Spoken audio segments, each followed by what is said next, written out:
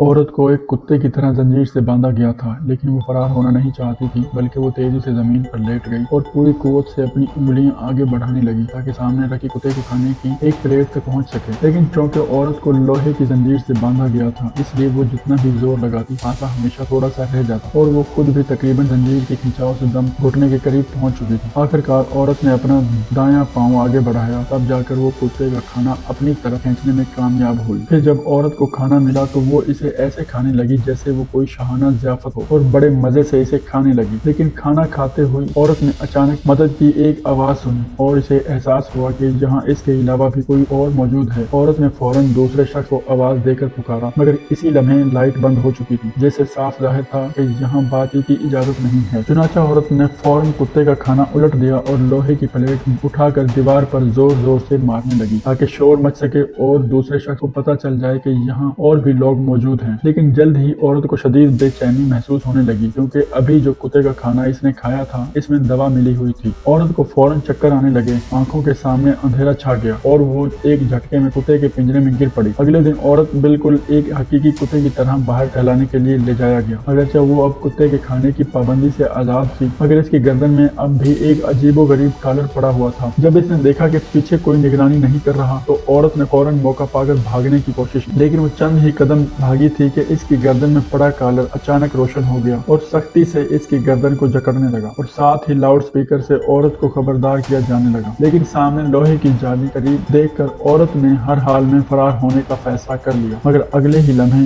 جالی پر موجود بجلی کے کرنٹ نے اسے بے ہوش کر دیا۔ جب دوبارہ ہوش آیا تو عورت نے خود کو پھر سے کتے کے پنجرے میں بندھا ہوا پایا، لیکن اس بار وہ حیران رہ گئی کیونکہ پنجرے میں ایک مرد بھی موجود تھا۔ عورت فوراً خوشی سے بھر گئی اور جلدی سے اس مرد سے حالات پوچھنے لگی۔ مرد نے بتایا کہ وہ بھی اغوا ہو کر یہاں لایا گیا ہے۔ اس وقت پنجرے میں قید دونوں افراد کے دل میں صرف ایک ہی خیال تھا اور وہ تھا اس جہنم نما جگہ سے نکلنا۔ اگلے دن دونوں کو ایک ساتھ کمرے سے باہر نکالا گیا۔ جب مرد نے یقین کر لیا کہ پیچھے کوئی نگرانی نہیں کر رہا تو دونوں نے سیر کا ڈرامہ کرتے ہوئے آہستہ آہستہ لوہے کی جالی کی طرف بڑھنا شروع کر دیا۔ اسی وقت انہوں نے دیکھا کہ اس بار جالی میں بجلی نہیں تھی۔ دونوں ایک دوسرے کی آنکھوں میں دیکھ کر فوراً سمجھ گئے یہی موقع ہے۔ پھر وہ تیزی سے جالی پھیلان کر باہر نکلے اور ہاتھوں میں ہاتھ ڈال کر دور بھاگنے لگے، لیکن وہ بھی چند ہی قدم بڑھے تھے، دونوں کی گردن میں پڑے کالر روشن ہو گئے اور سختی سے جکڑنے لگے۔ عورت فوراً سانس نہ لے سکی اور بے جان ہو کر زمین پر گر پڑی۔ جب مرد نے عورت کو گرتے دیکھا تو وہ فوراً واپس مڑا تاکہ اسے اٹھا کر لے جا سکے، لیکن جیسے ہی کالر مزید تنگ ہوئے دونوں ہی گھاس پر بے ہوش ہو کر گر پڑے۔ اس سے بھی زیادہ عجیب بات یہ تھی کہ جب وہ دونوں پنجرے میں پہنچے تو انہوں نے دیکھا کہ وہ دونوں ایک دوسرے کے بالکل قریب ہیں، صرف ایک دیوار کے فاصلے پر۔ لیکن اس کے بعد انہوں نے ہوا خوری کے لیے بھی باہر نہیں نکالا گیا اور اب فرار کے لیے کوئی اور راستہ تلاش کرنا ضروری تھا۔ ایک دن سیکیورٹی گارڈ معمول کے مطابق دونوں کے لیے کتے کا کھانا لے کر آیا۔ مرد نے